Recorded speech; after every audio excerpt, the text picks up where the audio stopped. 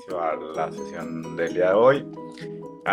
Les había propuesto y desde el primer minuto me parece que hubo un cierto entusiasmo, por lo menos en algunas y algunos de ustedes, revisar el texto de Virgin Despentes, Teoría King Kong. Voy a decir un par de cosas sobre el texto y después me gustaría más escuchar lo que ustedes encontraron o pensaron a partir del texto.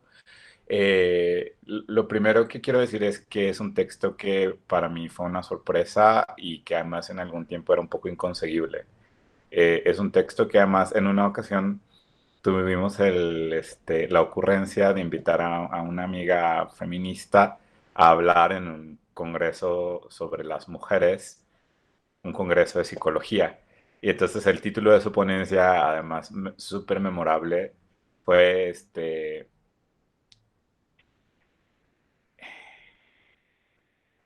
La promesa de los monstruos.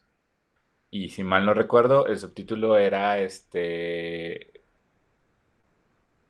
Cyborgs, perras y no mujeres en la promesa de Colonial.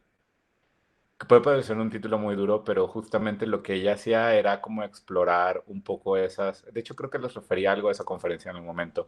Ella lo que hacía era explorar esas alternativas a la mujer como figura, precisamente por tanto la mujer es una producción del mismo sistema semántico, político, etcétera, justo que inherentemente parecería llevar su subalternización, ¿no? Y bueno, y no les voy a decir demasiado de la conferencia, eh, pero justamente esta idea de la propia Virgin Despentes de decir yo no soy Jane, soy King Kong, pues justamente irrumpe en esta narrativa de las películas y toda esa narrativa de la mujer como el sexo débil, el segundo sexo, el sexo al que hay que rescatar de la bestia, y de hecho ella se reivindica como la bestia, de alguna manera, ¿no? O sea, justo eh, es un texto que a reserva de lo que ustedes piensen o hayan encontrado y que me va a interesar muchísimo escuchar. Es un texto que resexualiza a la mujer, pero a las mujeres o a las no mujeres, a quienes son socialmente identificadas como mujeres, pero justamente les devuelve su dimensión sexual, eh, y reescribe, por ejemplo, la cuestión de la violación en términos de la guerra. O sea, no solo por lo que le pasó a ella, se sale de la narrativa del trauma de la violación, pero justamente para exponer cómo está hecho el sistema cis heteropatriarcal, que me parece que no lo nombra con esa expresión, pero bueno, es como una manera tal vez de nombrarlo acá, para predisponer que una mujer piense antes en dejarse matar que en matar al agresor. O sea, y que eso pues nos da de algún modo la pauta para pensar justo en la dimensión de insurrección que implica todo lo que está pasando con las mujeres en los últimos años. Mi amiga, a quien respeto mucho, quiero mucho, decía, pensando en esta cuestión de la guerra, decía que el feminismo es una guerra, es una lucha en la que jamás se ha disparado una sola bala. Una vez evocándolo, creo que a principios de este año, con Sayak Valencia, en una conferencia de Sayak Valencia, decía, bueno, hemos disparado balas, pero tenemos mala puntería, no hemos logrado matar a nadie. Pero por lo menos volver sobre la idea que además es una forma de pensar lo social que ya le habíamos dedicado un seminario aquí en el CIES, que es justamente lo que plantea Foucault en Defender la Sociedad, que el otro día la doctora Conchita tuvo a bien recordar que la sociedad lo social es la continuación de la guerra en otros términos, y que finalmente la cuestión del poder no es una abstracción, sino que constantemente, como dice Foucault, la guerra hace justo al orden social detrás o debajo de la máscara de la paz, ¿no? Porque siempre hay dominados y dominadores. Entonces, y que, por ejemplo, lo que hace Judith Butler reintroduciendo el tema del poder para pensar justamente la cuestión de la ley, de la performatividad y todo, y del género, pues justamente me parece que si bien son voces que divergen en varias cosas, me parece señalan justo esta dimensión conflictiva de lo social, pero no es porque las feministas quieran romper el orden social porque son anarcas y así, aunque también podría serlo, ¿no? Sino porque de suyo el orden social ya implica el ejercicio de la fuerza, la guerra, el exterminio, la dominación, la colonización, la apropiación de cuerpos, de mano de obra, de fuerza de trabajo, que bueno, que de alguna manera es lo que está en Beating, lo que está incluso en Despentes, cuando señala que la ama de casa finalmente lo que hace es ofrecer sexo y trabajo sin necesariamente estar redituada a eso, y que la contraposición entre la ama de casa y la trabajadora sexual, donde se piensa que una cuestión sería más digna que la otra, más por una, digamos, no solo por una cuestión moral, sino porque la trabajadora sexual de alguna manera puede salirse de ese circuito, podría hacerlo. Este, Esto que dice sobre que el problema es la libertad de elegir, ¿no? Y el pensar que el horizonte válido, único, es ser ama de casa y no ser cualquier otra cosa, pues justamente atenta más bien contra la libertad de elección y tiene que ver con la manera como están construidos, cómo está producido el orden social y cómo en esta diferenciación de los cuerpos, de los géneros, pues efectivamente hay una batalla y una extracción de fuerza, de trabajo y una apropiación de cuerpos. Este, por ejemplo, esta cuestión de la violación, de estar siempre preparada para ser violada. Entonces, bueno, una cosilla más quisiera decir sobre el texto antes de abrir la discusión. Me parece que probablemente a la mayoría de ustedes les podría haber parecido un texto mucho menos teórico y más experiencial que los anteriores. Entonces yo creo que también una de las riquezas de este texto es que yo creo que no solamente vamos a entrar en la cuestión como se ha dicho de Butler, si leyó o no bien a Lacan o a Freud, sino más bien es como también Despentes ofreciéndonos su experiencia en una clave que no es la del trauma, por ejemplo, y abriéndonos la posibilidad de pensar tal vez algo nuevo pero justo a partir de la vivencia de alguien, ¿no? Quiero no dejar pasar algo, y luego ir sobre el texto nuevamente. Lo que quiero decir es que me parece que en ningún momento los estudios de género bueno, por lo menos la mayor parte o lo que yo entiendo sobre el feminismo, no se trata de una cuestión de hombres contra mujeres, porque finalmente se ha problematizado tanto el tema del poder y la violencia que ahora, pues, entre otras cosas, justo lo que es preocupante es que ese límite, incluso entre lo que es ser hombre o ser mujer, pues está en cuestión, ¿no?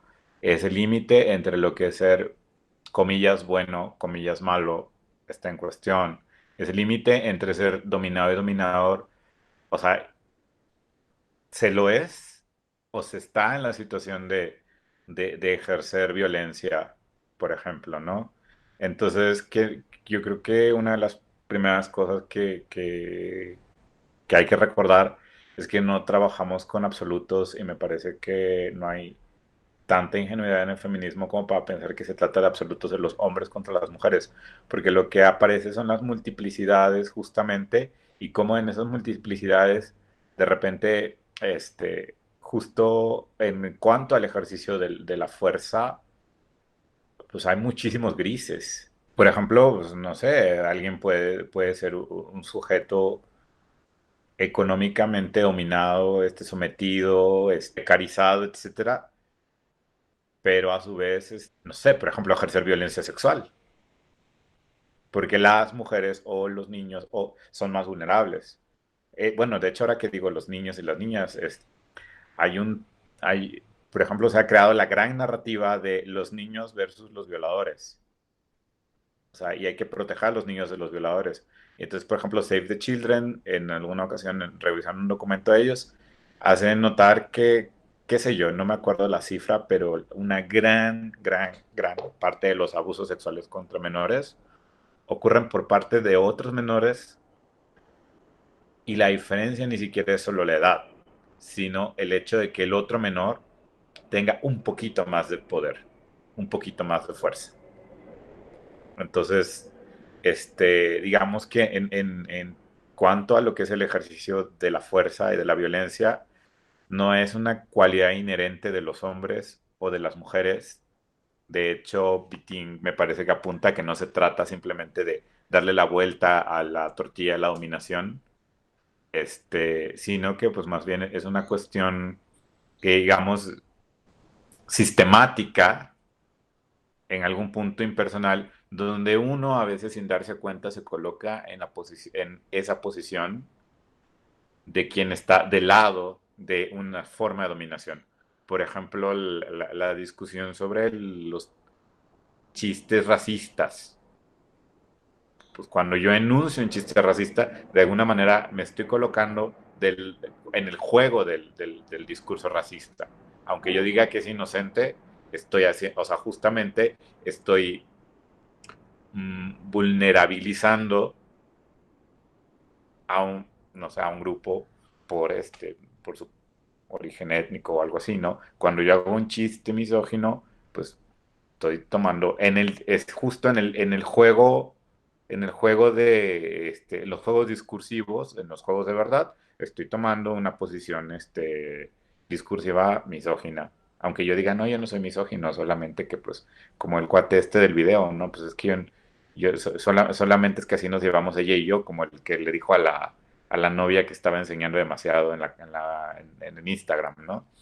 Entonces, pues, sorry, o sea, estás tomando una posición misógina, o sea, estás reclamando un lugar de, de control y de poder sobre ese cuerpo. Entonces, no se trata de guiarse por absolutos, porque además uno derrapa. De repente uno derrapa y se descubre diciendo una barbaridad racista, clasista, misógina, homofóbica, whatever, ¿no? Que también es, por ejemplo, la discusión sobre si hay racismo inverso. Que la diferencia entre hacer un chiste racista sobre las personas eh, por ejemplo, proceden de un cierto origen étnico y hacer un chiste, es decir, white mexican, por ejemplo, es que uno y otro, o sea, no apelan a la misma distribución social del poder. O sea, para retomar la figura que problematiza Despentes, el hecho de que la mujer violada maldiga a su violador o incluso le intente patear o arañar, no quiere decir que ella está ejerciendo violencia contra el violador, porque al final de cuentas, la carga de fuerza sistemática, ¿de qué lado está? O sea, ¿quién va a quedar impune? Muy probablemente. ¿Quién es más probable que muera? Entonces, no podríamos decir que ahí, por ejemplo, los dos están ejerciendo violencia.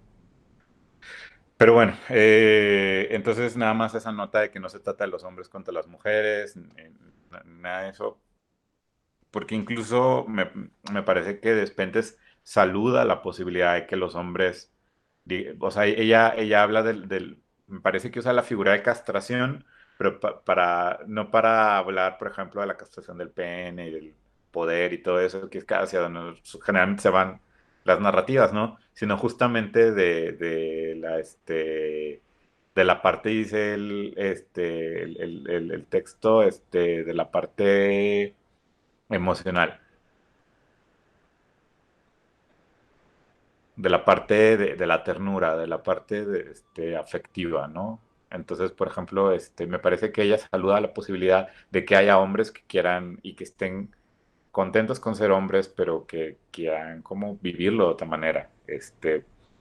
Mm, lo que problematiza más bien es como ese ejercicio de la fuerza que puede haber como en lo social en razón del género y en razón de ser mujer y por eso ella se hace a un lado o sea, no se reivindica como una mujer reclamándole a los hombres, porque de hecho ella con su recorrido desde el punk, pues dice, pues yo soy King Kong, no soy Jane,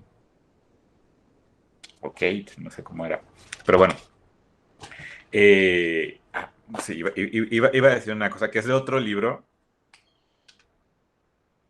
que ya no les propuse de leer porque me parece que nos vamos a, de hecho, apenas nos va a dar el tiempo, pero cuando puedan, de Paul Preciado, Un apartamento en Urano. Son varios artículos chiquititos sobre, pues, sobre cuestiones diversas, sobre género, sexo, este, más media, su transición de género, etcétera.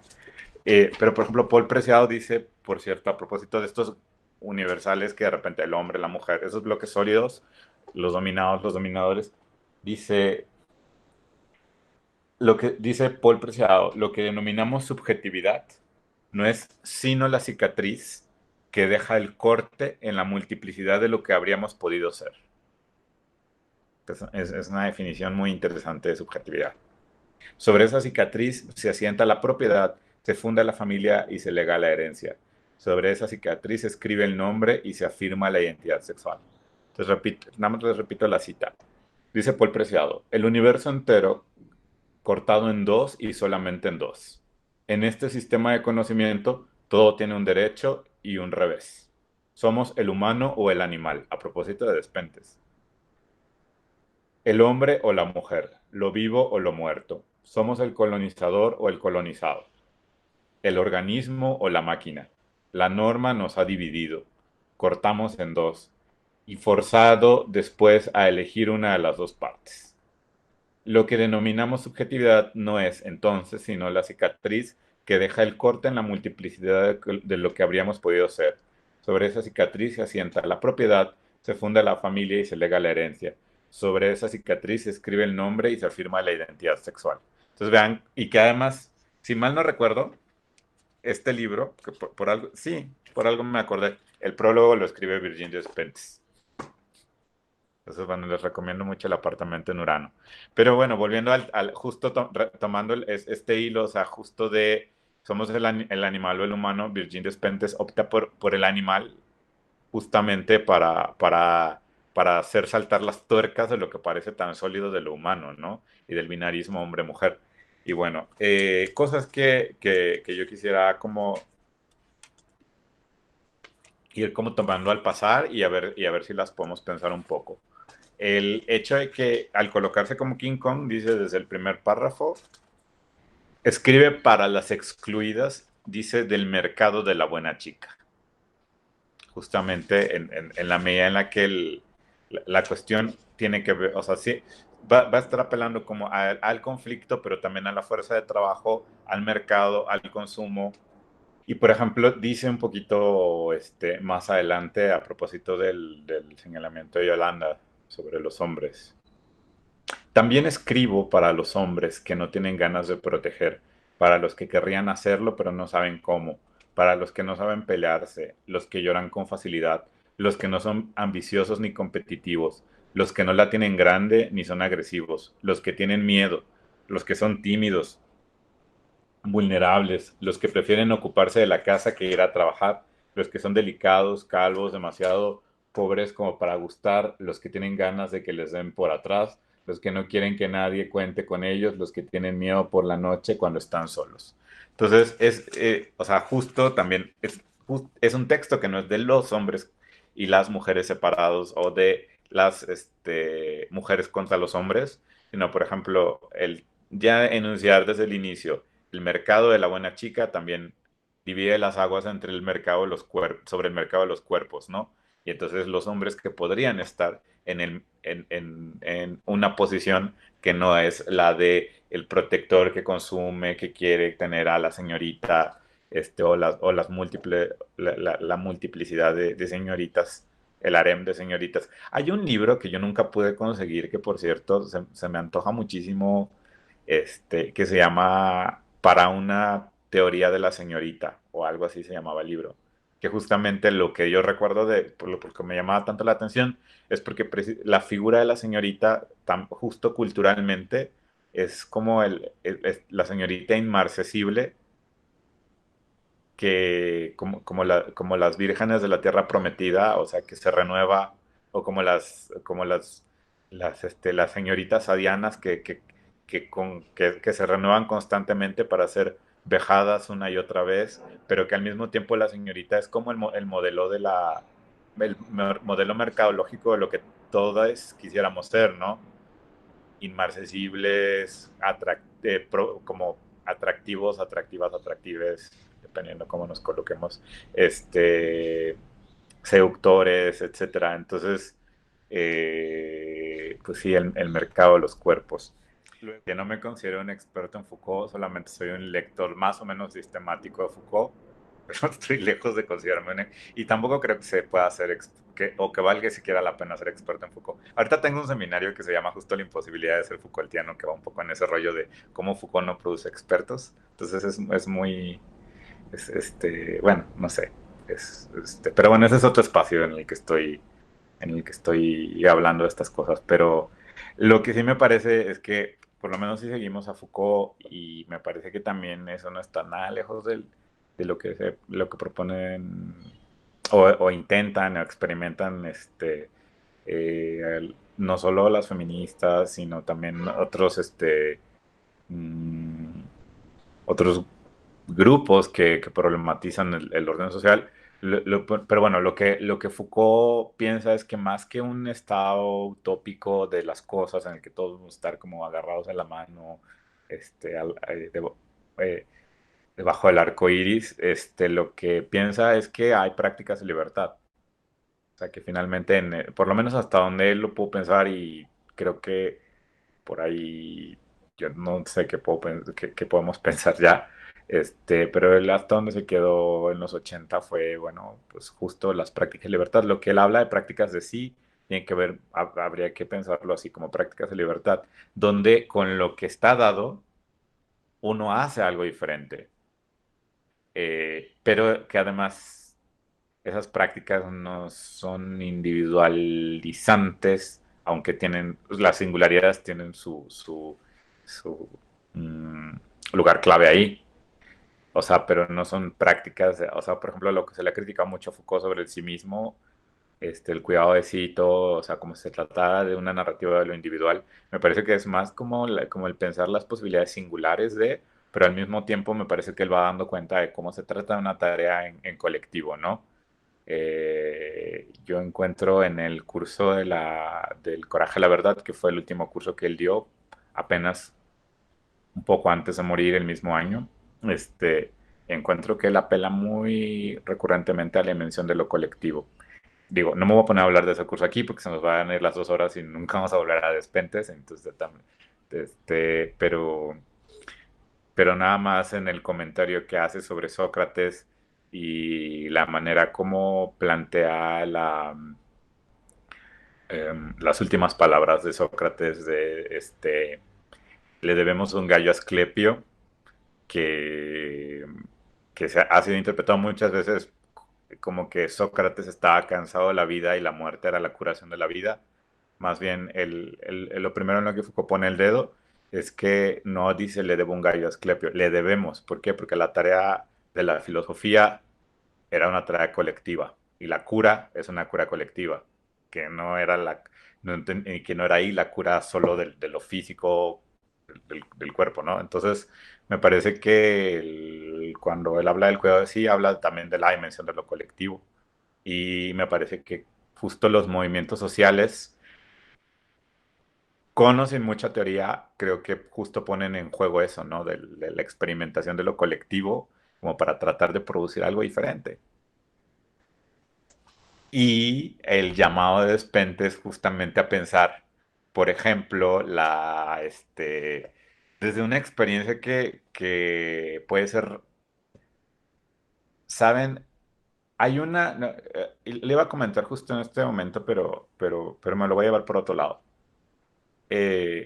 Ahí está esta mención en el primer capítulo de Teoría King Kong sobre el psicoanalista que habla sobre la sexualidad de una mujer y entonces cómo en realidad lo que quiere es compensar la culpa de andar, o sea, justo de ser tan inteligente y de ser tan brillante, teniendo mucho sexo porque la castración y el pene del padre y no sé qué cosa. La comprensión justo en términos individualizantes de los hechos sociales, la transposición, por ejemplo, al lenguaje psicológico, por ejemplo, lo que ocurre y vámonos directo sobre el tema de la violación y el abuso sexual, lo que ocurre justamente al reescribir en el registro del trauma, y estoy pensando justo en que hay dos niveles también, por lo menos, en los que esto puede ser pensado, a pesar de que Paul Preciado dice que dividimos en dos y todo, pues bueno, pienso que, bueno, dentro de los muchos niveles que pueda haber para pensar esto, pues sí hay un nivel en el que están los especialistas y que hacen grandes teorías sobre el trauma, pero también hay una manera como el convertir una violación en un tema que tendría que traumatizarte, es circunscribir la violencia y la violación a un hecho individual, no un hecho de orden social. ¿Por qué? Porque entonces justamente la fuerza que podría tener colectivamente el grupo o de quienes se identifiquen como víctimas se consume, no me viene otra palabra que la desadaptación social. No es la palabra que yo quiero usar, pero sí hay algo como del salirse de la jugada social. Entonces, como me violaron, entonces vivo un trauma y ese trauma hace que mi vida se consuma alrededor de ese trauma y entonces, aunque seamos muchas las que hemos sido violadas, eso y que además sea algo sistemático, generalizado, etcétera, eso justamente gracias a narrativas psicologizantes como la del trauma, se queda en algo que es vergonzoso decir, que solo puede ser dicho ante especialistas, pero que además me va a dar una perspectiva de la vida marcada por ese hecho que de alguna manera digamos, neutraliza mi enojo, porque además muchos de los acompañamientos van en el orden de no, mira, perdona, supera, etcétera. Entonces, por eso es y es muy fuerte, por ejemplo, ahora con la pandemia, lo he referido un montón de veces que estoy colaborando con un proyecto de acompañamiento en línea. Nos han escrito muchísimas chicas que, entre otras cosas, pues en algún punto dicen, pues también me abusaron cuando tenía yo 8 años, 10 años, 12 años, hace 6 meses, cuando tenía 16 años. Y es increíble la manera como es muy constante, no digo que es universal, pero es constante decir, estoy sucia, estoy manchada, fue mi culpa, no importa que yo tuviera 5 años, fue mi culpa. Y entonces eso, o sea, justo hace que te encierres en la narrativa del trauma y a veces justamente conseguir apelar al enojo hace que se puedan volver a subir al carril de la vida. O sea, no fue tu culpa. Te hicieron algo. Y se vale que estés enojada. Y que no, esa fuerza destructiva del enojo, no la uses cortándote o ideando cómo te vas a suicidar porque no puedes vivir con la mancha de haber sido violada. ¿No? O sea, justamente pensando nuevamente en clave de conflicto y de guerra, justamente la fuerza con la que se le respondería al enemigo termina siendo usada por las personas sometidas contra sí mismas, lo cual lo único que favorece es el estado de dominación. O sea, hay autoras que han hablado mucho justamente de estos mecanismos psicológicos, que llamarlos de algún modo, de la dominación de género, ¿no? O sea, como por ejemplo hay culpa y vergüenza en vez de rabia, y entonces eso, entre otras cosas, hace que, Despentes lo dice, o sea, que una se deje engordar 20 kilos o se lastime a sí misma, o haga cosas contra su propio cuerpo, o, por ejemplo, que no haya una transmisión. Indefensión era la palabra que andaba yo buscando. O sea, se crea un estado psicológico colectivo, pero que además está ahí como que justo me parece que de lo que habla Despentes es de eso, de que ella a partir de la violación se dio cuenta que siempre fue formada para la indefensión. Entonces, que a partir de que ella vive la violación, justamente se da cuenta de que eso está, o sea, que el proyecto de la violación era el proyecto de su feminidad, al punto que tenía un cóter que decidió no usar y que más bien rogaba porque los violadores no lo encontraran. Y que después de vivida la violación, o sea, justamente, dice, a ver, voy a tratar de leer textual, pero, o sea, justo muchas mujeres lo que hacen es que se dejan, o digamos, vuelcan ese enojo sobre sí mismas. Voy a leer algunas citas y las comentamos, para tratar de no desprenderme del texto de los Pentes. Porque además es muy complicado y yo tomo nota de eso, hablar de un hecho tan sensible enunciado por una persona que justo en tanto tomada como mujer es violada, hablando uno desde el lugar de enunciación de un hombre. A ver, a través de su historia, o sea, está hablando ya de la violación de otra chica. Comprendo que la violación es algo que te agarra y de lo que después no puedes liberarte. Contaminada. Hasta ese momento yo creía que lo había encajado bien, que tenía la piel gruesa y cosas mejores que hacer que permitir que 3 paletos me traumatizaran. Pero darme cuenta hasta qué punto yo veía la violación de mi amiga como si un acontecimiento a partir del cual nada sería nunca como antes, acabé aceptando de rebote lo que nosotras mismas sentíamos. La herida de una guerra que se libra en el silencio y en la oscuridad. Entonces, no niega justo la marca de la violación, pero ya no lo piensa como un hecho traumático que te va a neutralizar, que te baja en un estado de indefensión, sino lo piensa como una herida de guerra. Mientras no lleva su nombre, la agresión pierde su especificidad. Puede confundirse con otras agresiones como que te roben, te pille la policía, que te arresten o te peguen una paliza. Esta estrategia de miopía resulta útil porque desde el momento en que se llama a una violación, todo el dispositivo de vigilancia de las mujeres se pone en marcha. ¿Qué es lo que quieres? ¿Que se sepa lo que te ha sucedido? ¿Qué es lo que quieres? ¿Que todo el mundo te vea como a una mujer a la que le ha sucedido esto? Y de todos modos, ¿cómo es posible que haya sobrevivido sin ser una puta rematada? Una mujer que respeta su dignidad había preferido que la mataran. Mi supervivencia en sí misma es una prueba que habla contra mí. El hecho de haber tenido más miedo a la posibilidad de que te hubieran matado que a quedar traumatizada por los golpes de pelvis de 3 cabrones parecía algo monstruoso.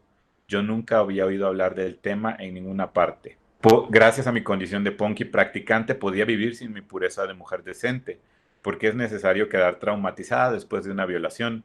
Hay una serie de marcas visibles que deben ser respetadas.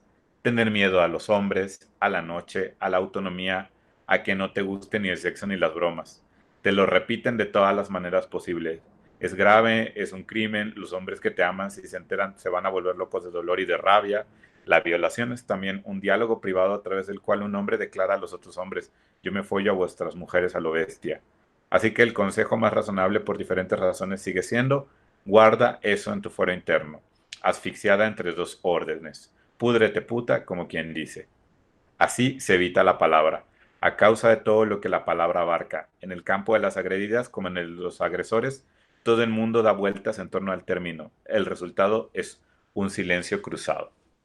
A propósito de esta, o sea, del el silencio cruzado bueno, y un poco antes, de esta guerra en la que de algún modo parecería mejor que no se sepa que ha sido usada sexualmente, que ha sido violada, que ha sido sometida, que ha sido manchada, dicen algunas narrativas, y también la disyuntiva de mejor morir que ser violada, me acordaba leyendo a Despentes de una historia que conocí muy en mi adolescencia, católica.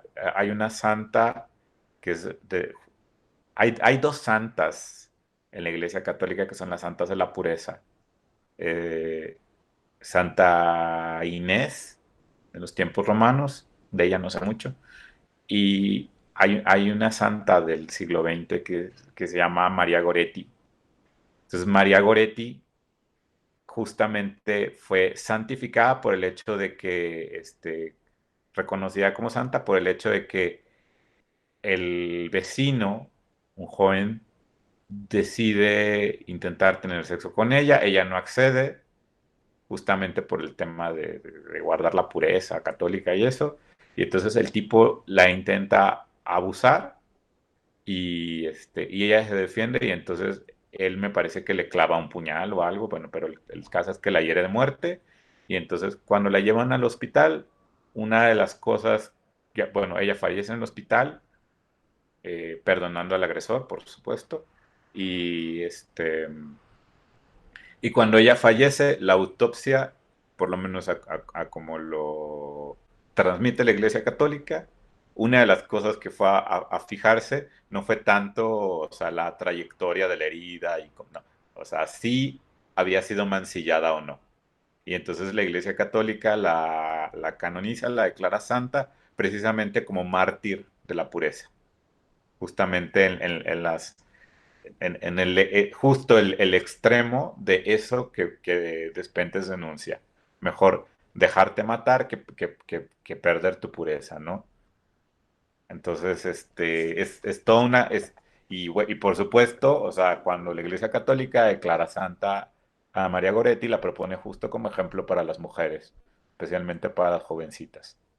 Que eso, por supuesto, no cuestiona en lo absoluto la existencia de los agresores, pone de lado a las mujeres la responsabilidad de cumplir con la ley de Dios. Bueno, luego esto que dice, los primeros años después de la violación, una triste sorpresa. Los libros no podían ayudarme. Eso no me había ocurrido nunca. Cuando, por ejemplo, en el 84 me internaron en un hospital, durante meses mi primera reacción al salir fue leer El pabellón de los niños locos, Alguien voló sobre el niño del cucú, etcétera, y otros ensayos de psiquiatría. Los libros estaban ahí, me acompañaban, hacían que aquello fuera posible, enunciable, que yo pudiera compartirlo. La prisión, la enfermedad, los malos tratos, las drogas, el abandono, la deportación, todos los traumas tienen su literatura. Pero ninguna mujer, después de haber pasado por una violación, había podido utilizar el lenguaje para hacer de esa experiencia el tema de una novela.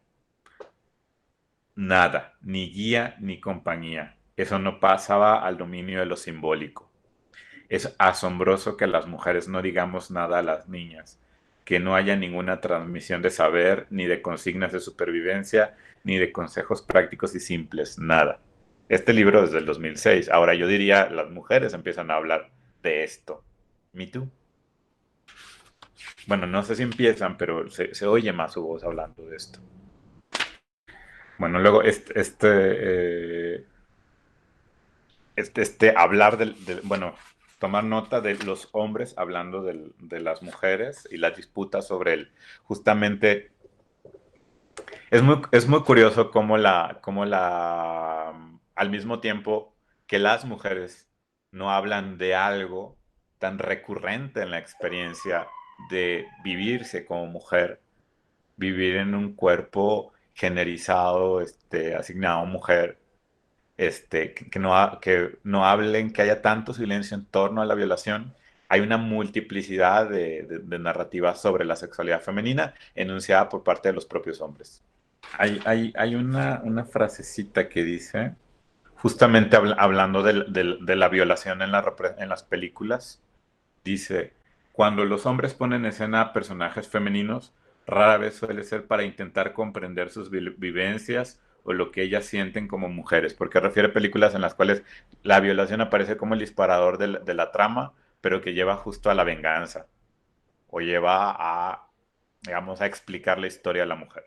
Dice entonces, cuando los hombres ponen en escena personajes femeninos, rara vez suele ser para intentar comprender sus vivencias o lo que ellas sienten como mujeres. Es más bien para poner en escena su sensibilidad de hombres en un cuerpo de mujer.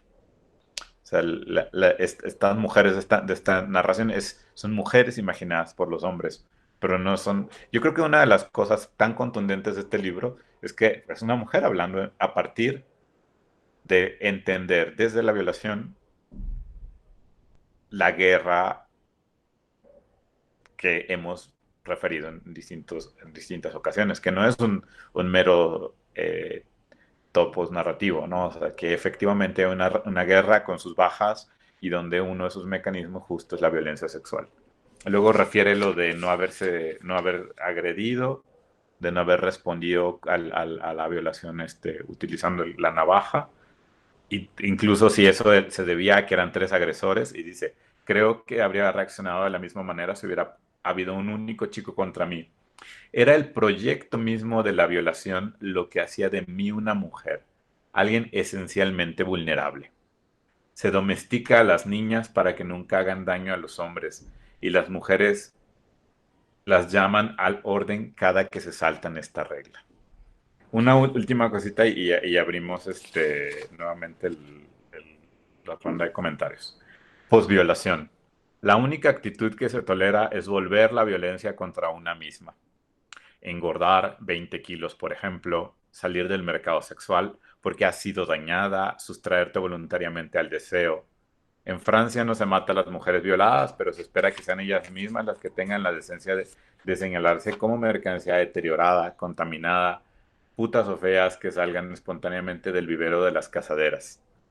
Porque la violación fabrica las mejores putas. Una vez abierta por la fuerza, guardan a veces a flor de piel algo marchito que excita a los hombres, un toque desesperado y seductor. La violación es a menudo iniciática, esculpe en la carne para fabricar la mujer abierta que no se vuelve a cerrar nunca completamente. Estoy segura de que hay como un olor, algo que los machos detectan y que les excita especialmente. Nos obstinamos en hacer como si la violación fuera algo extraordinario y periférico, fuera de la sexualidad, evitable, como si concerniera tan solo a unos pocos agresores y víctimas, como si constituyera una situación excepcional que no dice nada del resto, cuando por el contrario está en el centro, en el corazón, en la base de nuestra sexualidad. Rito de sacrificio central, está omnipresente en el arte. Desde la antigüedad su representación en los textos, la escultura, la pintura es una constante a través de los siglos. La violación es un programa político preciso. Esqueleto del capitalismo es la representación cruda y directa del ejercicio del poder. Designa un dominante y organiza las leyes del juego para permitirle ejercer su poder sin restricción. Robar, arrancar, engañar, imponer, que su voluntad se ejerza sin obstáculos y que goce de su brutalidad sin que su contrincante pueda manifestar resistencia. Correrse de placer al anular al otro, al exterminar su palabra, su voluntad, su integridad. La violación es la guerra civil, la organización política a través de la cual un sexo declara al otro, yo tomo todos los derechos sobre ti, te fuerzo a sentirte inferior, culpable y degradada. La violación es lo propio del hombre, ni la guerra, ni la caza, ni el deseo crudo, ni la violencia o la barbarie. La violación es lo único que las mujeres hasta ahora no se han reapropiado. La mística masculina debe construirse como si fuera peligroso, criminal e incontrolable por naturaleza. Por ello debe ser rigurosamente vigilada por la ley y gobernada por el grupo. Detrás del velo de control de la sexualidad femenina aparece el objetivo principal de lo político, formar el carácter viril como asocial, pulsional, brutal. La violación sirve como medio para reafirmar esta constatación. El deseo del hombre, el más fuerte que él, no puede dominarlo. Oímos todavía decir, a ver, no, la violación sirve como medio para afirmar esta constatación. El deseo del hombre es más fuerte que él, no puede dominarlo. Oímos todavía decir, gracias a las putas hay menos violaciones, como si los varones no pudieran contenerse y tuvieran que descargarse en alguna parte. Creencia política construida y no evidencia natural pulsional, como si nos quisieran hacer creer. Si la testosterona hiciera de ellos animales pulsionales indomables, entonces matarían tan fácilmente como violan. Y este no es el caso. Los discursos sobre la cuestión de la masculinidad están esmaltados con residuos de oscurantismo. La violación es el acto condenado del que no se debe hablar. Sintetiza un conjunto de creencias fundamentales sobre la virilidad. Entonces, todo esto último es muy fuerte porque por un lado está el tema de la experiencia misma de la violación, pero como desde ese punto de vista ella puede ver cómo está construida la masculinidad. La virilidad, digamos, eh, no... hay dos cosas que no quisiera dejar pasar no solo por parte digamos, de la guerra, la caza, todos estos temas clásicos, sino que lo que sería inherentemente masculino como descontrol del poder, de la fuerza, ese algo orgánico supuestamente masculino, es la violación. Y ella lo señala, o sea, se refrenda que pues, los hombres se tienen que descargar en algún lado, ya sea que violen, ya sea que vayan con las trabajadoras sexuales, ya sea que hagan lo que hagan, pero al mismo tiempo dice ella, bueno, si la testosterona fuera efectivamente así de indomable, pues también matarían tanto como violan, y no es el caso. Entonces, pero bueno, cuando ella dice que es algo que las mujeres no se han reapropiado, no es porque no haya habido o no existan mujeres señaladas por abuso sexual, pero como una práctica sistemáticamente inherente a la autoafirmación del género, la violación es justo, parecería lo propio de lo viril. Y eso es para pensarse, es como desde justo desde la experiencia de quien ha sido violada, se puede ver no solo al violador como la excepción, sino de repente descubrir en todo un sistema de educación de las mujeres, pero también de educación de los hombres, latiendo la potencialidad de la violación. Yo quisiera no dejar pasar que me parece que está hecha la distinción entre los hombres, o sea, justamente, y, por ejemplo, en este caso, la virilidad.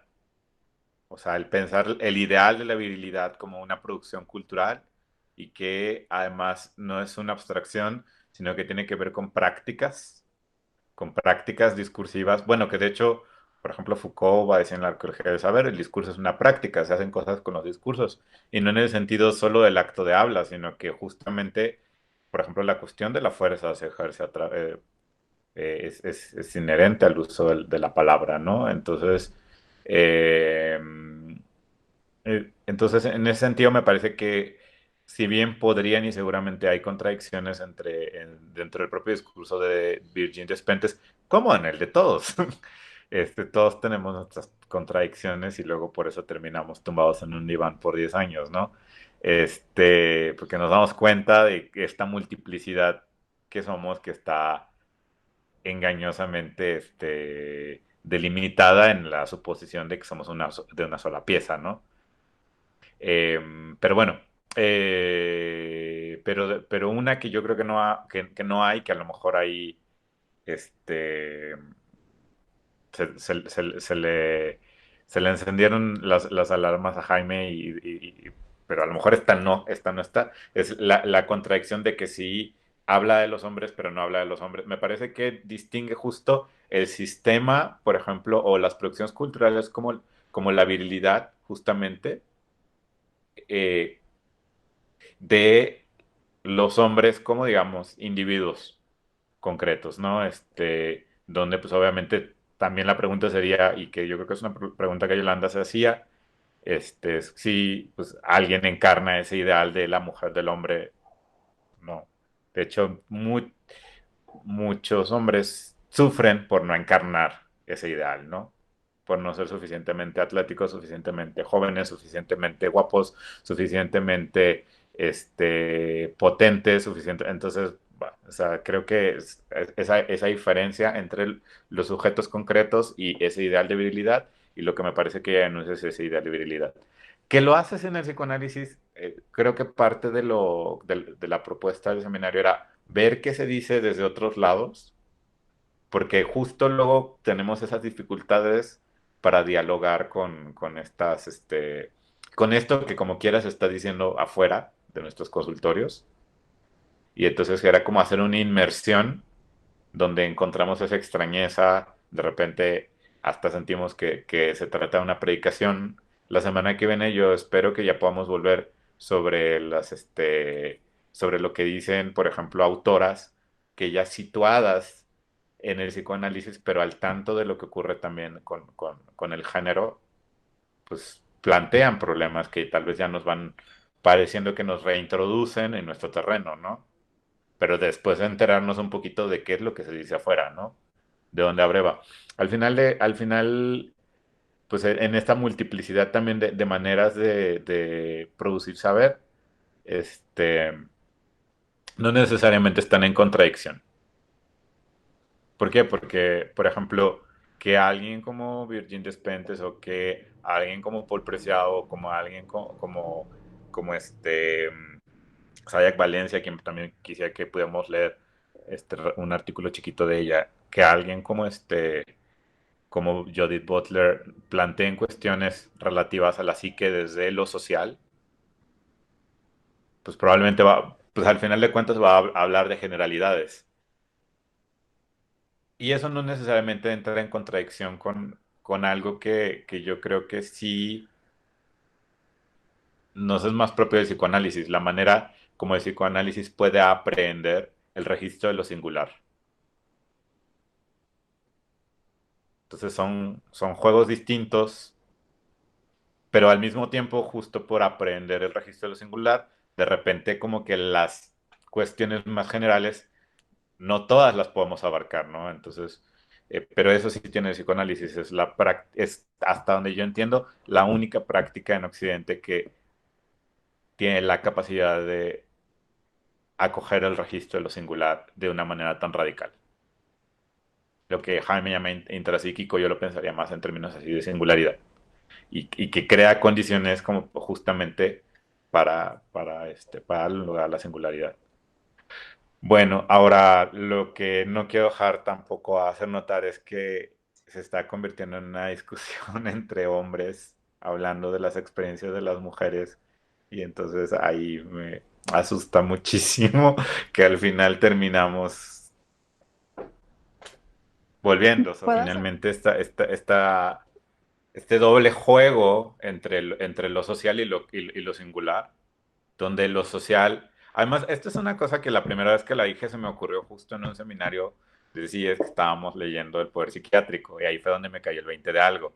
Lo social no es la suma de lo singular, ni lo individual, por lo menos en Foucault, lo individual y lo social se pueden distinguir de lo singular.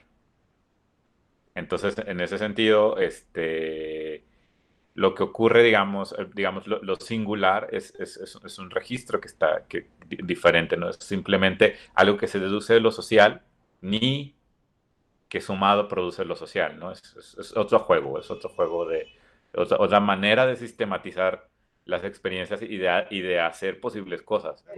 Ahí lo que nos va a hacer más problemático el tema es que, y luego cierro la idea que estaba tratando de enunciar, es que gente como Sayak Valencia, con su problematización de cómo es la cuestión de género y la violencia en el México contemporáneo, lo que yo pienso nos contestaría Sayak, porque además de algún modo están sus textos, es que lo que pasa ahora es que no es la disyuntiva entre te violo o te mato, es te violo y te mato. Que es justamente lo que se ha denunciado muchísimo los últimos meses y años. Ya la disyuntiva no es te violo o te mato, es te violo y te mato. Entonces, también hay una cuestión que en cuanto a la necropolítica, o sea, que pasamos del registro de lo biopolítico a lo necro, al, al, este, a cómo la muerte está ya en el eje de la relación con nosotros. Y justamente lo que va a ser muy interesante con Sayak es cómo ella piensa. este salto que dimos, pero como eso también implica tratos diferenciados entre los cuerpos de los hombres y las mujeres. Y ahí, y a lo mejor con eso podríamos cerrar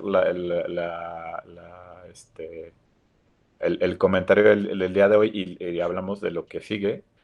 Me parece que si tenemos en cuenta que a ver, los estudios sociales no necesariamente impugnan el trabajo psicoanalítico. Al contrario, me parece que se generan tensiones a partir de las cuales pueden aparecer problemas en uno y otro campo, ¿no? Entonces, por ejemplo, es muy interesante e importante entender que, por ejemplo, cuando nosotros hablamos de trauma, para nosotros se abre una cadena de citas, para retomar a Butler, teóricas, experienciales, etcétera, diferentes a cuando, por ejemplo, se habla de trauma en los medios de comunicación o cuando se habla de trauma en el cine de Hollywood o cuando se habla de trauma como un mecanismo para circunscribir la capacidad de acción social de una persona respecto digamos, de una experiencia como puede ser una violación. Entonces también, o sea, como que son juegos distintos que no necesariamente, que al final son capas distintas y probablemente también en ese sentido no es que haya una contradicción entre hablar de que hay un nivel en el cual se invoca el trauma como una manera de explicar la inacción política, cuando a lo mejor no corresponde desde el inicio con el trauma, como lo estamos entendiendo en el ámbito del psicoanálisis y sobre todo en la práctica del psicoanálisis. Y en ese sentido no solo es la polisemia de la palabra, sino también los usos que puede tener una misma palabra y las consecuencias que puede tener. Bueno, pues nos vemos la semana que viene, ¿vale? Y pues ojalá y